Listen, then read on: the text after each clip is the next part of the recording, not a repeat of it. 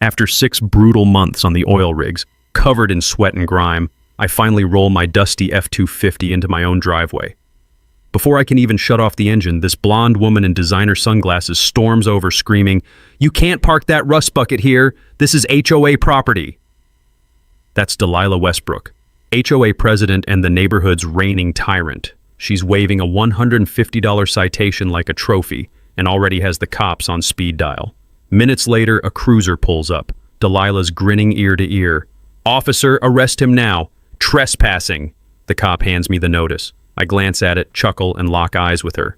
"Ma'am, you might want to check whose name is on the deed to the land your fancy HOA office sits on. I've owned that parcel for 15 years. Her face went ghost white, whiter than her spotless BMW. Little did she know her perfect little empire was about to come crashing down. And the price she'd pay was delicious. What would you do if an HOA Karen called the cops on you for being on land you own? Smash like if you despise HOAs, drop your worst horror story below, and tell me where you're watching from. But first, you need to understand exactly what kind of hell I walked into. My name's Ezra Blackwood. I'm 52, single, and I fix heavy machinery, oil rigs, mining sites, anywhere million-dollar equipment breaks down. Not glamorous, but it pays well and keeps me moving around the country. This property? Inherited from my grandfather Tobias in 2009. 4.5 acres of pure freedom in what used to be quiet countryside. Nothing fancy, modest ranch house, workshop full of engine parts, and enough space to actually breathe without some neighbor breathing down your neck. Back then, the only smells were motor oil, fresh-cut grass, and the occasional scent of barbecue from the few scattered houses around. Those peaceful days are long gone. While I was away on a 6-month contract, something poisonous happened to my neighborhood. Pinehurst Estates HOA formed in 2019, and suddenly my little sanctuary was surrounded by identical McMansions worth $800K each. Perfect lawns, perfect driveways, perfect people with perfect attitudes. My weathered ranch house with its lived-in workshop now stuck out like a middle finger in a sea of beige conformity. Enter Delilah Westbrook, the neighborhood's new queen bee, 46 years old, real estate shark, drives that pristine white BMW with vanity plate, "Sold for you." Always perfectly dressed, always perfectly manicured, always perfectly convinced that property values depend on crushing anyone who doesn't fit her cookie-cutter vision. Her nails click constantly on her phone screen, tap, tap, tap, like a countdown timer to someone's inevitable doom. For 3 years, she's ruled this HOA like a tiny dictator, turning formerly friendly neighbors into paranoid rule followers who peek through their blinds and report each other's minor infractions. The war started on day 2 of my return home. Heels clicking on concrete like gunshots, she marched up my driveway with the confidence of someone who'd never been told no in her entire privileged life. "That commercial vehicle violates our community standards," she announced, pointing at my F-250 like it was radioactive waste. "Lady, it's my driveway, my property." Not anymore. We have binding covenants now. Standards must be maintained for everyone's benefit. Standards. Like my grandfather's honest land wasn't good enough for her plastic paradise of conformity. "I've been parking here for 15 years without problems." Her smile could freeze hell over. "Times change, Mr. Blackwood. You'll adapt to our community guidelines or face the consequences." The harassment machine started rolling immediately. Commercial vehicle violation, $150 fine. Grass excessively tall at exactly 3 inches, $150. Wrong mailbox color. Apparently beige wasn't approved, $150. Excessive outdoor storage violation for a single spare tire leaning against my garage, $150 more. Every single dawn brought the sound of camera shutters clicking from the street. She'd actually hired some private security company to document my supposed crimes, like I was running a drug operation instead of just living my normal life. The artificial smell of fresh mulch from their obsessive weekly landscaping started mixing with the growing taste of rage building in my mouth. But here's where things get interesting, and where Delilah made her first major mistake. I started digging into this HOA's actual credentials. Just basic research. When was it formed? What legal authority do they have? Who's really running this show behind the scenes? Legal knowledge. Nugget number 1. HOAs must file articles of incorporation and CC&Rs, covenants, conditions, and restrictions, with county records to have any enforcement power. Never pay a single HOA fine without first verifying their legal status. You know what I found after hours of searching public records? Nothing. Zero. Absolutely zilch. No incorporation papers, no registered CC&Rs, no legal authority whatsoever to collect fees or enforce violations. For 3 solid years, Delilah's crew had collected over $47,000 in bogus fees from 23 trusting homeowners without any legal right to exist as an organization. They were essentially running an elaborate neighborhood extortion racket dressed up with official-looking violation notices and professional landscaping crews. But I wasn't ready to drop that nuclear bomb just yet. Sometimes the sweetest revenge comes from watching your enemies slowly hang themselves with their own rope. And Delilah was just getting started weaving that noose around her own neck. 2 weeks into my homecoming, Delilah decided to turn up the heat. I wake up one Tuesday morning to find 3 more violation notices taped to my front door like some twisted Christmas morning surprise. Violation number 1, mailbox noncompliance. Apparently, my perfectly functional black mailbox should be heritage cream, according to their made-up color chart. Violation number 2, lawn maintenance deficiency. My grass was 4 inches tall. 4. I'd literally mowed it 3 days earlier. Violation number 3, unsightly storage structures. This one made me laugh out loud. They were citing my grandfather's old tool shed that's been standing since 1987. Each violation, $150. That's $450 for existing on my own property. But the real kicker? There's a note at the bottom. Failure to comply within 72 hours will result in escalated enforcement action. The smell of fresh coffee turned bitter in my mouth as I realized this woman was just getting started. By noon, I spot a guy with a camera taking pictures of my house from the street, not even trying to hide it. Click, click, click, like he's documenting a crime scene. I walk outside, and he actually has the nerve to wave at me. Morning, just documenting compliance issues for the HOA. You're photographing my private property without permission. He shrugs. Public street, public view. Nothing illegal about it. The audacity was breathtaking. That afternoon, I decide to fight fire with research. If they want to play legal games, let's see how solid their foundation really is. I drive down to the county courthouse, old brick building that smells like dust and decades of bureaucracy, and start pulling records. HOA incorporation documents, covenant filings, anything with Pinehurst Estates on it. 3 hours later, I'm sitting in my truck with a stack of papers that would make Delilah's perfect world crumble. Here's what I discovered, and it reminded me of something my lawyer buddy Jake always said. Never assume an HOA is legitimate just because they act like it. Turns out this HOA was never properly registered with the county at all. But here's the real bombshell. They've been collecting fees from homeowners for 3 years without filing a single piece of required paperwork. No articles of incorporation, no registered agent, no legal standing whatsoever. Jake had warned me once that unregistered HOAs can't legally collect fees or impose fines. They're basically neighborhood bullies with fancy letterhead. I'm not just dealing with petty neighborhood tyrants, I'm dealing with straight-up fraud. So I decide to poke the bear a little. That evening, I file a formal complaint with the State Attorney General's office about fraudulent fee collection by unregistered organization. Takes me 20 minutes online and costs exactly $0. Then I sit back and wait for the fireworks. They don't take long. Friday morning, Delilah's white BMW comes screeching into my driveway like she's fleeing a bank robbery. She jumps out, designer heels clicking frantically on concrete, waving some official-looking papers. "What did you do?" she screams. No good morning, no fake pleasantries. "Good morning to you too, Delilah. Beautiful day, isn't it?" The State Attorney General's office contacted our legal team. They're asking for incorporation documents. I take a slow sip of my coffee, savoring both the caffeine and her panic. Wonder why they'd need those. You filed a complaint, didn't you? Me? I just asked some questions about HOA legal requirements, public information and all. Her face is turning the same shade of red as her BMW's brake lights. "This is harassment. I'll have you arrested." "For what? Asking the state to verify your legal authority seems reasonable to me." She storms off, but not before screaming over her shoulder, "This isn't over!" The sweet smell of victory mixed with morning dew felt better than any expensive perfume.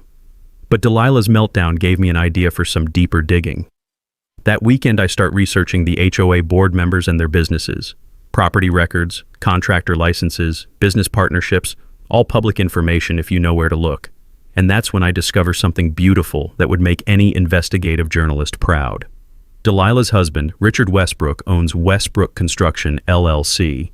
Guess who's been awarded every single emergency maintenance contract for the neighborhood over the past 3 years? Driveway repairs, Westbrook Construction. Landscaping installations, Westbrook Construction. Fence replacements, Westbrook Construction. Total contracts awarded $230,000. All approved unanimously by an HOA board chaired by his wife. The taste of corruption has a very specific flavor, like old pennies and broken promises. I'm starting to realize this isn't just about parking my truck or mowing my lawn to their exact specifications.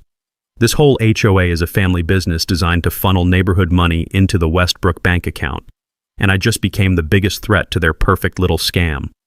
The sound of gravel crunching under tires was about to become a lot more frequent in my driveway, because Delilah was about to declare all-out war. Monday morning brought a new level of crazy to my doorstep. I'm barely awake when I hear the rumble of a diesel truck pulling up outside. Through my window, I see a city code enforcement officer climbing out, clipboard in hand, and that official government scowl that screams trouble. The smell of exhaust fumes mixing with my morning coffee created the perfect bitter blend of reality. "Mr. Blackwood, I'm here about multiple zoning violation complaints filed against this property." He's reading from his clipboard like he's delivering a death sentence.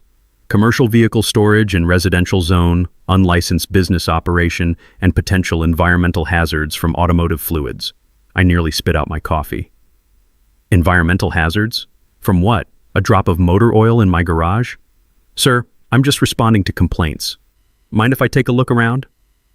As he pokes around my workshop, photographing my toolbox like it's a meth lab, I notice Delilah's BMW parked across the street. She's not even hiding anymore, just sitting there watching through designer sunglasses, timing this harassment session like a sporting event.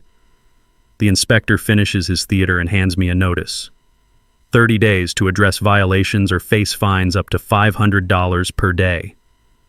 $500 per day for owning tools in my own garage. The crunch of gravel under his boots sounds like my bank account bleeding out. But that afternoon brings an unexpected ally. My neighbor Carl, quiet guy, minds his own business, shows up at my door holding a clipboard and looking nervous as hell. "Ezra, you need to see this. Delilah came by with a petition. Says you're running an illegal business, bringing down property values." I scan the document. It's a formal request asking the county to investigate me for zoning violations and force me to relocate my commercial operations. "Did you sign it?" Carl shakes his head. "Hell no, but she claims she's got signatures from most of the neighborhood. Told me I was either with the community or against it." Classic Delilah, turning neighbors into enemies with threats disguised as community spirit.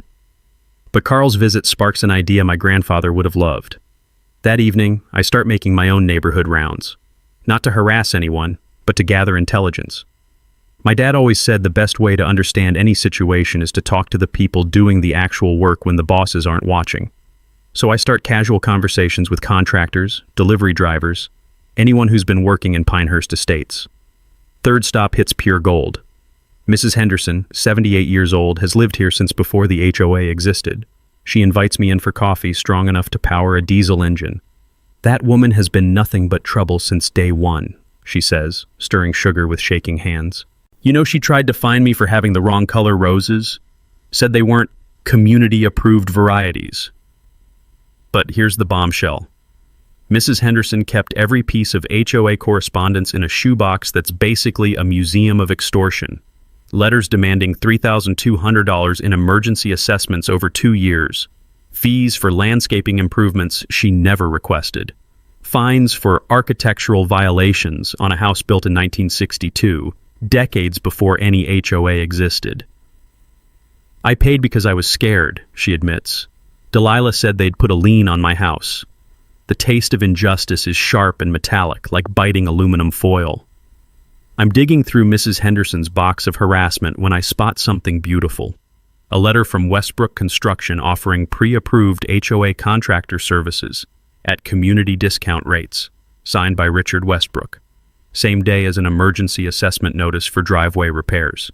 The same driveway repairs Richard's company performed for triple the normal rate. It clicks into place like a perfectly machined engine part. Create fake emergencies, charge inflated prices, collect money through assessments, pocket the difference. They've been running this con for 3 years because nobody questioned the HOA president. Questioning authority might hurt property values. I remember reading about similar scams in a construction trade magazine years ago.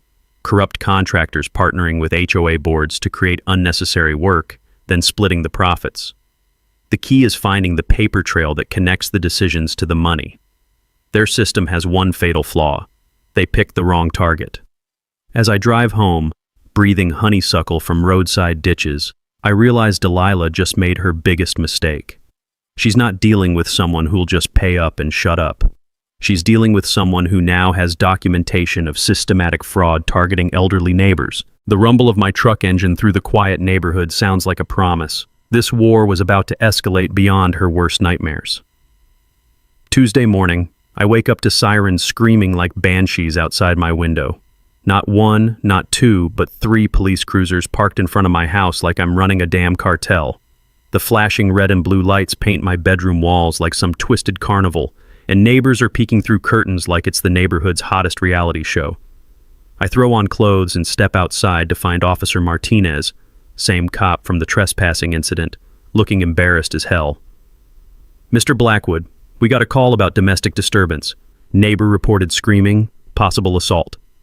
Behind him, Delilah's standing by her BMW wearing a smirk that could power the whole street.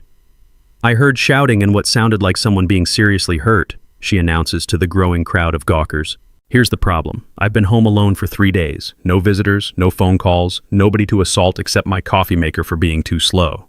Officer, I was literally asleep until your sirens woke me up." Martinez nods, clearly smelling the bullshit, but protocol is protocol. 20 minutes of questions later, they leave with another false report in the books. That's number 3 this month, and the pattern is building like evidence in a prosecutor's wet dream. But Delilah's morning harassment festival isn't over. An hour later, I hear the distinctive rumble of a hazmat vehicle. She's called County Environmental claiming suspicious chemical storage and potential groundwater contamination from my workshop. The inspector, tired-looking guy named Bob, who's clearly dealt with crazy before, has to test my soil for automotive pollutants. "Ma'am," Bob tells Delilah as she hovers nearby snapping photos like a paparazzi stalker, "this is a normal garage with standard fluids. No environmental hazards here." "What about that stain on the driveway?" she demands, pointing at a 30-year-old oil spot. "Every garage in America has one." The sweet smell of vindication mixes with morning dew as Bob packs up without finding anything more dangerous than WD-40. That afternoon brings an unexpected game changer. Detective Williams knocks on my door, sharp-eyed woman from the county fraud unit who makes Delilah look like amateur hour. "Mr. Blackwood, your Attorney General complaint triggered something bigger than you realize." She opens a folder thick enough to choke a horse. "We've identified 17 similar operations where fake HOAs collected illegal fees. Total, $340,000 across the county." My brain flashes back to something my uncle taught me during his insurance fraud days. One suspicious claim might be coincidence. 17 identical scams means organized crime. There's also an interesting pattern, Williams continues. Construction companies connected to these fake HOAs, all owned by family members of board presidents. The pieces click together like a perfectly machined engine. This isn't just neighborhood harassment. It's county-wide organized fraud targeting vulnerable homeowners. Detective, I've got financial records showing the same patterns here. Inflated contracts, elderly neighbors threatened with liens, the whole playbook. Her eyes light up like Christmas morning. "We need everything you have. And Mr. Blackwood, keep documenting every interaction. False reports, harassment, intimidation, it's all evidence of witness tampering." That evening, I'm organizing evidence files when my phone explodes with terror. "Mrs. Henderson," voice shaking like autumn leaves. "Ezra, someone broke into my house today. Nothing's stolen, but all my HOA papers are gone. The entire shoebox. Ice water floods my veins. Did you call police? They said without proof of forced entry, nothing they can do. But Ezra, they knew exactly what they wanted. The metallic taste of pure rage fills my mouth. Breaking into a 78-year-old woman's house to steal evidence? That's felony territory that could land Delilah in real prison, not just neighborhood drama. I immediately make copies of every document and distribute them like a doomsday prepper. Truck lockbox, bank safety deposit box, attorney's office. The rhythmic sound of paper feeding through my scanner becomes my war march soundtrack. But this break-in tells me something crucial that any veteran of corporate investigations would recognize. They're not just desperate, they're panicking. Desperate people make mistakes, and panicking criminals make evidence. I set up motion-activated cameras around my property and Mrs. Henderson's house. If they want to play felony games, I'll document every second for the prosecutors. The smell of fresh toner from my printer mixing with night air feels like ammunition being manufactured for the battle ahead. Because if Delilah thinks terrorizing elderly neighbors and filing false police reports will make me surrender, she's about to discover exactly how spectacularly wrong one person can be. Tomorrow, the real war begins. Friday afternoon, I'm sitting in my attorney's office when Janet Morrison drops a bombshell that makes my hands shake like I've been electrocuted. She spread survey maps across her mahogany desk like battle plans, and her shark smile tells me Delilah's about to get devoured. Ezra, I've got news that's going to detonate Delilah's entire world. Janet pulls out a title search thick enough to use as a weapon, pages crackling with the weight of legal dynamite. Your grandfather Tobias sold 2.1 acres to the county in 1992 for future municipal use. But here's the beautiful part. The county never legally owned what they sold. The musty smell of aged legal documents fills my nostrils as she traces property lines with a blood-red pen. The county sold that parcel to Pinehurst Development in 2018. One tiny problem. The original deed transfer was fraudulent. My coffee cup freezes halfway to my mouth. Fraudulent how? County clerk was taking kickbacks to approve fake sales. He's doing 5 years in federal prison right now. Janet's grin could power a small city. According to every legitimate survey, you still own those 2.1 acres. She slaps down aerial photos like she's dealing winning cards. Guess what sits entirely on your illegally sold land? The HOA office building. That pristine white monument to Delilah's authority where she holds court, collects bogus fees, and coordinates her harassment campaigns against innocent neighbors. I own their headquarters. Every single inch. The smooth coldness of survey stakes in Janet's evidence bag feels like holding Excalibur itself. The construction crew moved the original boundary markers, probably bribed by the same corrupt official, but legal ownership never changed. My brain starts calculating the implications like a slot machine hitting jackpot. Every HOA meeting held in that building, legally invalid. Every contract signed there, questionable enforceability. Every fee collected, potentially theft of services on my property. How long have you known this? My voice sounds like gravel in a blender. Suspected it from day one, but proving it meant digging through deliberately corrupted county records. Janet leans forward like a predator ready to strike. The cherry on top? You can demand back rent for years of unauthorized property use.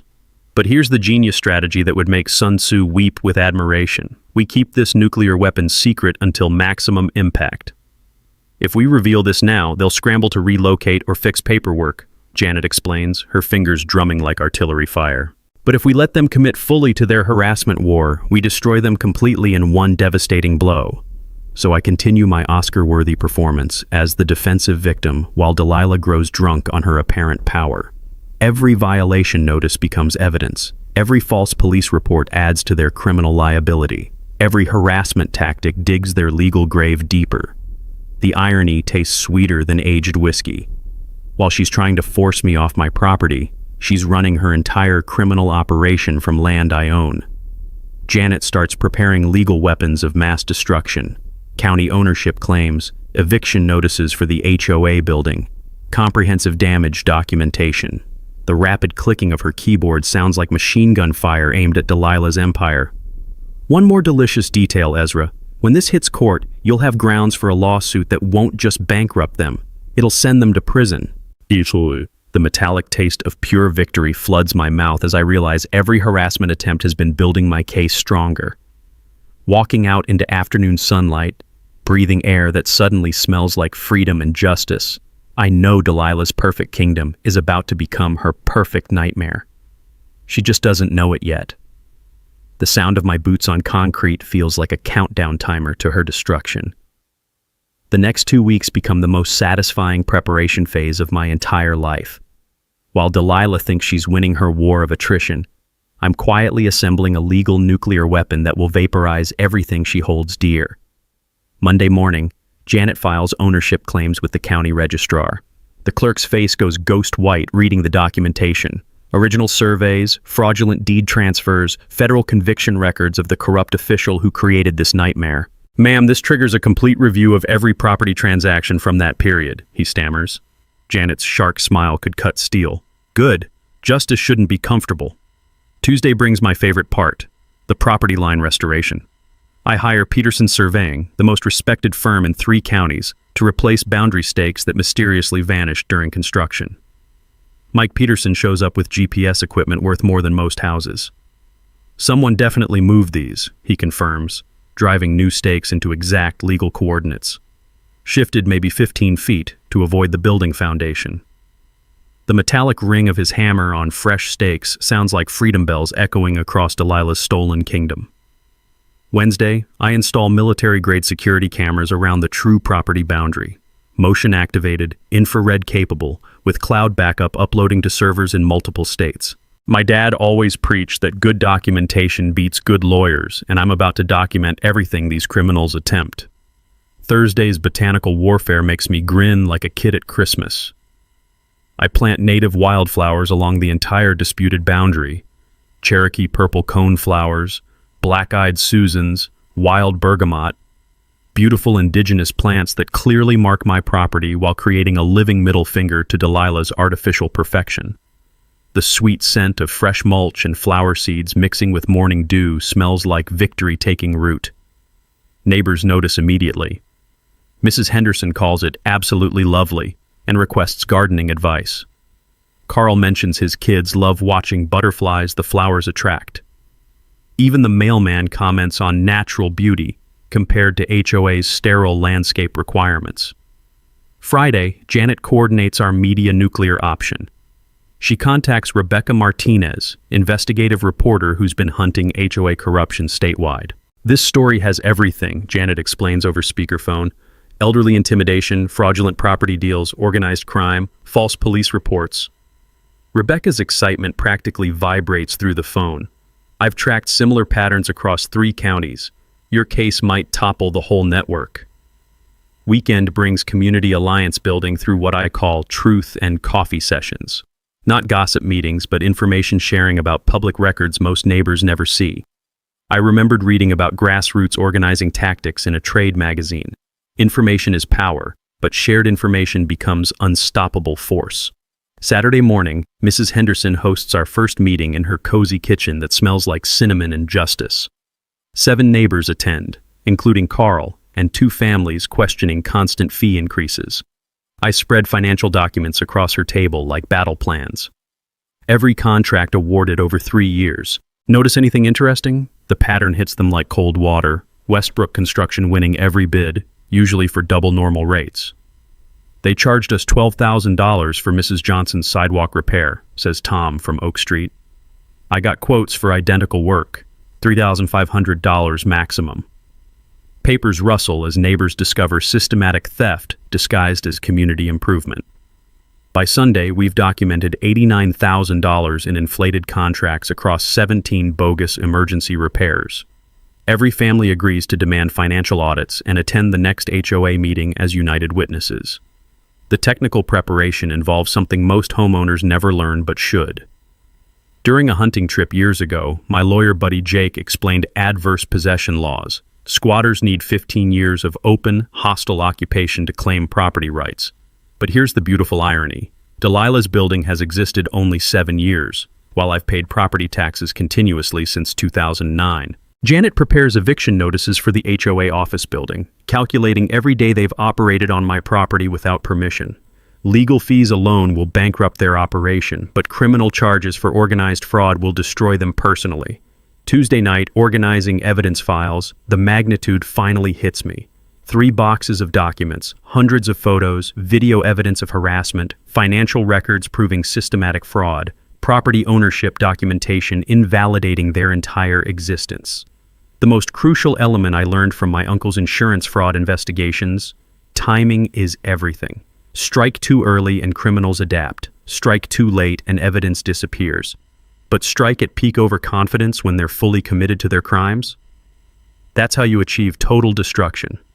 The sweet smell of justice preparation fills my workshop as I label evidence folders for maximum courtroom devastation. Tomorrow, Delilah's desperation will escalate into territory that makes prosecution inevitable. The rhythmic sound of my label maker printing evidence tags feels like ammunition being loaded for the final battle that will end her reign of terror forever. Wednesday morning, I wake up to the sound of chainsaws screaming like mechanical demons outside my bedroom window.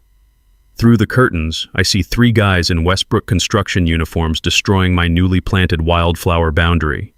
Ripping up Cherokee coneflowers, trampling black-eyed Susans, cutting down the small native trees I'd carefully positioned along the property line. The smell of 2-stroke engine exhaust and shredded vegetation fills the morning air like environmental warfare. I throw on clothes and storm outside to find Delilah standing by her BMW, clipboard in hand, directing the destruction like a general ordering scorched earth tactics. "Morning, Ezra," she calls out with fake cheerfulness. "Emergency landscaping to address code violations. Your unauthorized plantings were blocking sight lines and creating safety hazards. Those are on my property, planted inside my legal boundaries." Her laugh sounds like nails on a chalkboard mixed with pure malice. "According to county records, this is HOA common area. You're trespassing on community property." The beautiful irony hits me like a sledgehammer. She's destroying plants on land I legally own while accusing me of trespassing. Every chainsaw cut is creating more evidence for my eventual lawsuit, and she's too arrogant to realize it. But here's where her desperation reveals itself. Later that morning, I get a call from my bank. "Mr. Blackwood, we've received a court order to freeze your accounts pending investigation of fraudulent HOA fee collection." My blood pressure spikes like a rocket launch. What fraudulent collection? According to the filing, you've been illegally collecting fees from neighbors while impersonating an HOA official.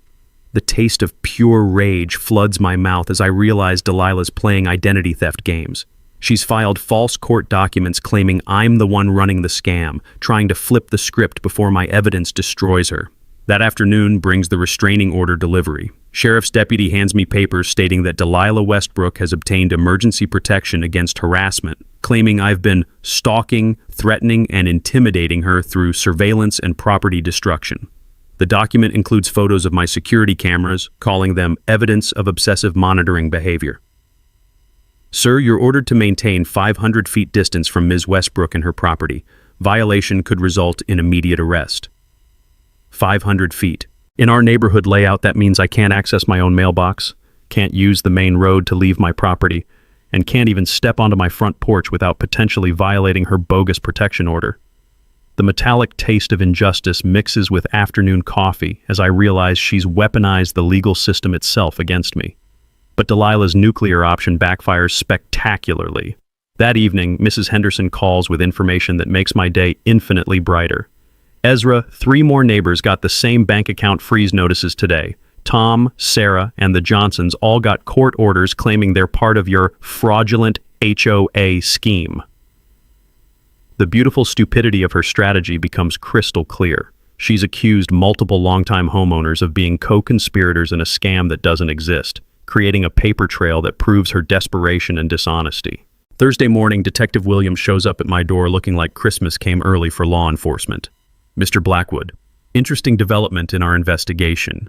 Someone filed multiple false court documents yesterday claiming various neighbors are part of organized fraud." Her smile could power half the county. "Problem is, we've been monitoring this case for weeks. We know exactly who the real criminals are."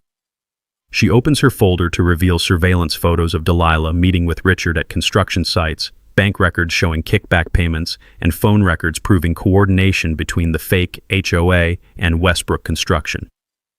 Filing false court documents is a felony. Combined with the organized fraud, elderly intimidation, and false police reports, Ms. Westbrook is looking at serious prison time. The sweet smell of justice closing in mixes with morning dew as Detective Williams continues. We also have interesting information about property ownership that might affect your case. She knows about the land ownership revelation, which means the county investigation has reached the same conclusions as my attorney. Detective, how much evidence do you need for arrests? We're building a comprehensive case to take down the entire network, but these false court filings might force our hand sooner. The sound of her radio crackling with police communications feels like cavalry approaching the battlefield. That evening, I'm reviewing security camera footage when I spot something that makes my heart race. 3 men in dark clothing creeping around Mrs. Henderson's house at 2 a.m., testing windows and door handles. They're not burglars looking for valuables. They're searching for evidence, probably trying to finish what they started with the missing shoebox of HOA documents. The acrid smell of fear sweat fills my workshop as I realize Delilah's desperation has escalated into felony territory that will destroy her forever. Tomorrow, her final gambit will create the evidence needed to end this war permanently.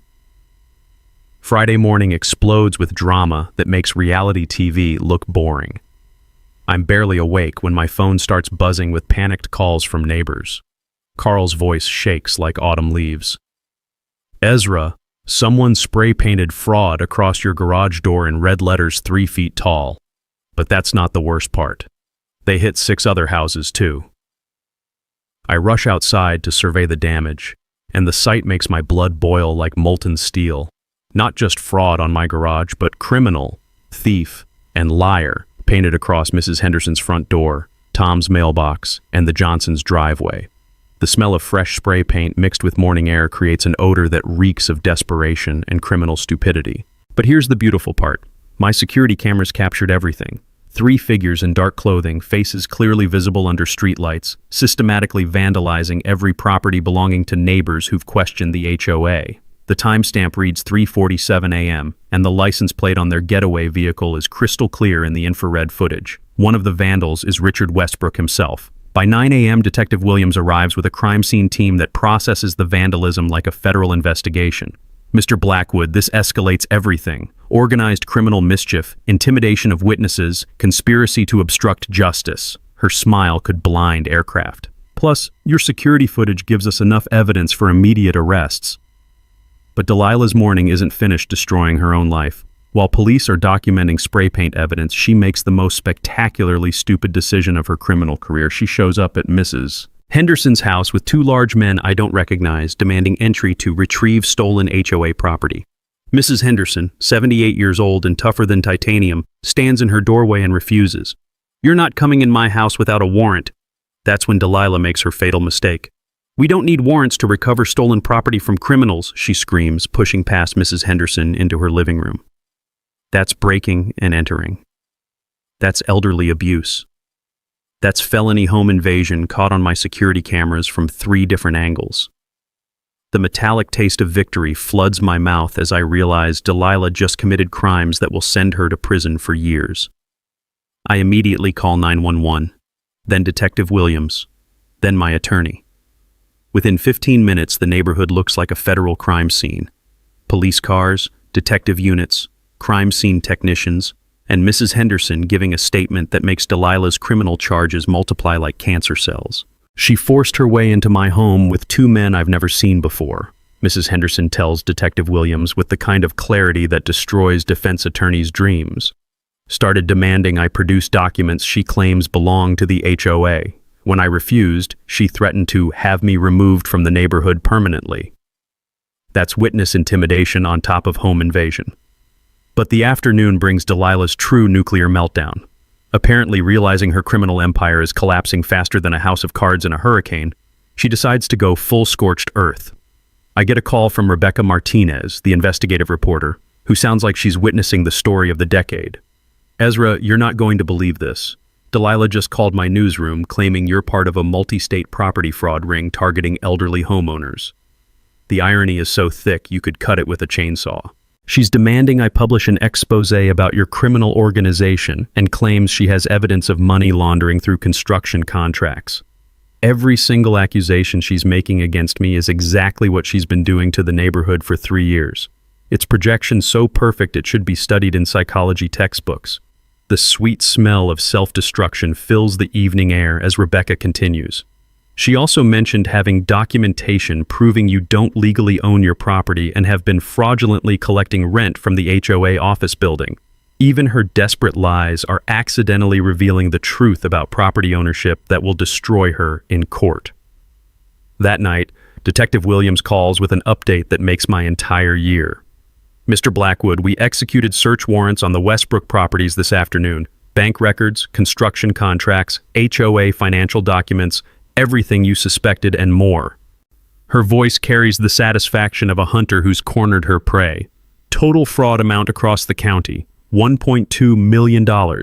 Organized crime charges are being filed Monday morning. But the most delicious detail comes from Mrs. Henderson, who calls around 9 p.m. sounding stronger than I've heard her in months. Ezra, that woman's desperation gave me something wonderful. Absolute proof of her criminal intent. She recorded herself threatening me on her phone, probably planning to edit it later, but accidentally left the recording app running when she dropped her phone during the break-in. The sound of justice machinery grinding into motion fills my workshop as I prepare evidence files for Monday's arrests. Tomorrow, the entire neighborhood will witness Delilah's empire collapse in the most public way possible. The taste of approaching victory is sweeter than aged bourbon. Tuesday evening, the Pinehurst Estates community room is packed tighter than a sardine can. Every seat filled, people standing along walls, neighbors who haven't spoken in months, suddenly united by shared outrage over fraudulent fees and criminal harassment. The air buzzes with nervous energy that feels electric enough to power the building.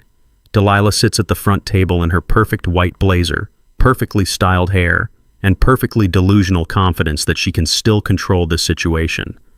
What she doesn't know is that Detective Williams and 2 uniformed officers are positioned near the exits, and Rebecca Martinez has her recording equipment ready to document the collapse of a criminal empire. The smell of nervous sweat mixed with cheap coffee creates an atmosphere of impending justice. Ladies and gentlemen, Delilah begins with her trademark condescending smile, we're here tonight to address the criminal behavior that's been terrorizing our peaceful community. Mr. Ezra Blackwood has been operating an illegal business, collecting fraudulent fees, and intimidating residents who dare to maintain neighborhood standards. Murmurs ripple through the crowd like warning thunder. Mrs. Henderson, sitting in the front row with her shoebox of evidence, catches my eye and nods. It's time. I stand up slowly, savoring the moment that's been building for months. Delilah, before you continue, I have an announcement that might interest everyone here. The room goes silent except for the hum of fluorescent lights and the distant sound of her perfect world about to shatter. This building we're sitting in, every square foot sits entirely on my property. You're all technically trespassing. I pull out the property deed and survey documents that Janet prepared. This HOA has been operating illegally from land they never owned, collecting fees they had no authority to collect, and harassing homeowners through an organization that was never properly registered. The collective gasp sounds like air being sucked out of the room. Delilah's face goes through a beautiful spectrum of emotions: confusion, disbelief, rage, and finally the pale white of someone realizing they're completely screwed. That's impossible. We have county records proving. You have fraudulent county records created by a corrupt official who's currently serving federal prison time. I gesture to Detective Williams, who steps forward like an avenging angel. Detective, would you like to explain to everyone what your investigation discovered? Detective Williams opens her folder with the precision of a surgeon making the first cut. Ladies and gentlemen, over the past 3 months we've documented systematic fraud totaling $1.2 million across 17 fake HOAs in this county. The Pinehurst Estates HOA was never legally registered and has no authority to collect fees, impose fines, or enforce any regulations. The room erupts in angry voices demanding refunds, explanations, and blood. But Williams isn't finished destroying Delilah's world. We've also documented organized money laundering through construction contracts, false police reports, witness intimidation, elderly abuse, and breaking and entering.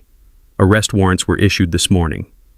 That's when Delilah completely loses whatever sanity she had left. "This is a conspiracy," she screams, jumping up from her chair like a jack-in-the-box powered by pure desperation. "He's the criminal! He's been stealing money from all of you! I have proof that he doesn't even own his property!" The irony is so perfect it should be framed and hung in a museum. "Ma'am," I say with a smile that could power a small city, "you might want to check whose name is on the deed to the land your fancy HOA office sits on." I hold up the ownership documents like a winning lottery ticket. "I've owned this parcel for 15 years. Every meeting you've held here, every decision you've made, every fee you've collected has been conducted on property you're using without permission." The sound of her perfectly constructed lie crumbling is like music composed by the gods of justice. "That means," Detective Williams continues with obvious satisfaction, "every HOA action taken in this building has questionable legal validity. Every contract signed here, every fine imposed, every harassment campaign coordinated from this location was conducted on illegally occupied property."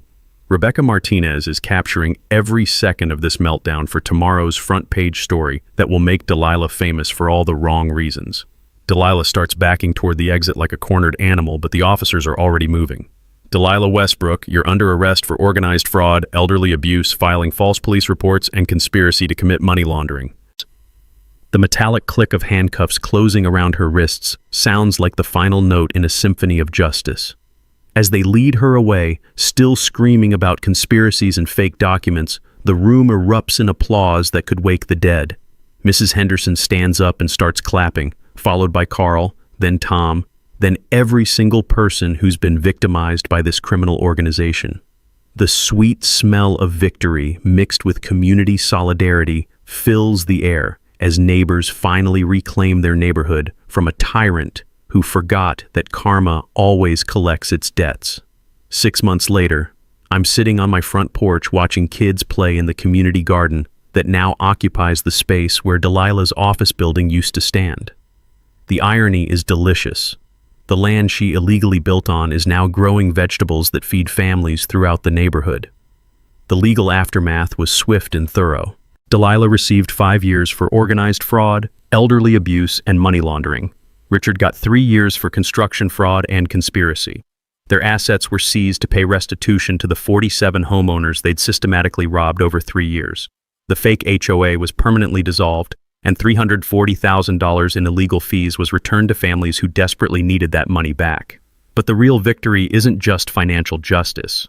It's watching a community heal and grow stronger. Mrs. Henderson, who'd been terrorized into paying bogus fees for years, is now the unofficial mayor of our neighborhood garden project. "Ezra, these tomatoes are growing better than my roses ever did," she calls out, hands covered in rich soil instead of trembling with fear. At 78, she's discovered a passion for sustainable gardening that's inspired half the street to start growing their own food. The community tool library I established in my workshop has become the neighborhood's unofficial social center. Every Saturday morning, neighbors gather to borrow equipment, share coffee, and work on projects together. Carl learned how to rebuild his deck. Tom fixed his ancient lawnmower. The Johnson family built raised garden beds using skills they learned in my workshop. Property values actually increased 8% over 6 months, not because of tyrannical HOA enforcement, but because people genuinely want to live in a community where neighbors help each other instead of reporting violations. The investigative reporting by Rebecca Martinez exposed the county-wide HOA fraud network, leading to 23 additional arrests and the recovery of $1.9 million stolen from homeowners across 3 counties.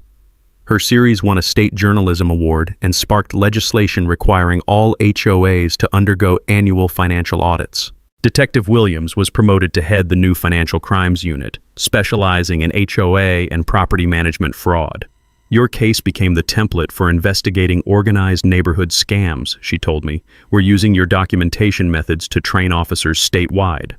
My attorney, Janet Morrison, now specializes in HOA victim advocacy, using the legal strategies we developed to help homeowners fight corrupt housing authorities across the region. "You proved that one person with proper documentation can bring down an entire criminal organization," she says. The annual Pinehurst Harvest Festival, funded by proceeds from our community garden, just completed its first year. Local families earned $12,000 for college scholarships, the food bank received 3,000 pounds of fresh vegetables, and neighbors who'd barely spoken before Delilah's reign of terror now organize monthly potluck dinners. The sweet smell of tomatoes, basil, and fresh corn has replaced the artificial scent of over-landscaped conformity. Last month, I got a letter from Delilah in prison. She's apparently found religion and wants to apologize for her mistakes. I showed it to Mrs. Henderson, who laughed until tears ran down her cheeks. Ezra, the only mistake she made was picking the wrong people to victimize. I never wrote back. The sound of children's laughter echoing from the playground we built where her BMW used to park feels like the universe balancing its scales. But perhaps the most satisfying transformation is personal. My workshop, once a target for harassment, now hosts monthly DIY classes where neighbors learn practical skills that save money and build community connections. The crunch of gravel under neighbors' tires isn't a sound of invasion anymore. It's the sound of friendship and mutual support. 3 weeks ago, a new family moved into Delilah's old house. When they asked about neighborhood rules, Mrs. Henderson told them, "Just be decent to your neighbors and help out when you can. That's our only requirement."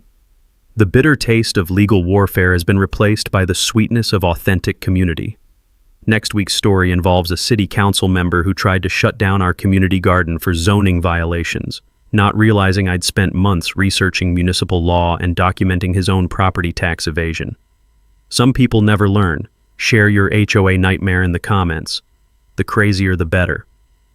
Subscribe for more stories about ordinary people beating petty tyrants at their own game. Because justice delayed might be justice denied, but justice served with perfect timing, that's absolutely delicious.